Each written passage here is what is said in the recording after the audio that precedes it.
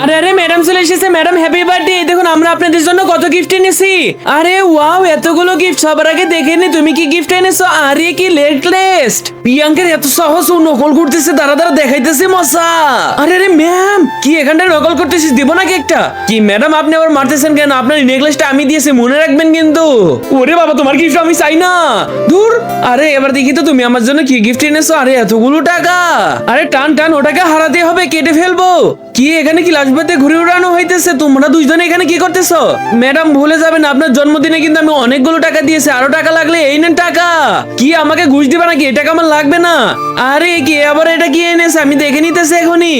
আরে কি, এটা তো একটা জন্মদিনের কেক, দেখে নিতে এবার। আরে সকলে তো আমরা এখন মজা করে টিফিন খাইতেছি, কিন্তু ম্যাডাম শুধুমাত্র জুস খাইতেছে। তাহলে এটা আমি ম্যাডামের জন্য নিয়ে যাই। ম্যাডাম ম্যাডাম সকলে খাইতেছে, আপনি এটা টিফিন খেয়ে নিন। সকল বাচ্চারা খাইতেছে, কিন্তু ওনাকে আমাকে দিয়ে দিল। আরে তুমি আমার সঠিক ভালো স্টুডেন্ট। এবার সবাইকে বলো মাকে ভালোবেসে থাকলে লাইক সাবস্ক্রাইব করতে।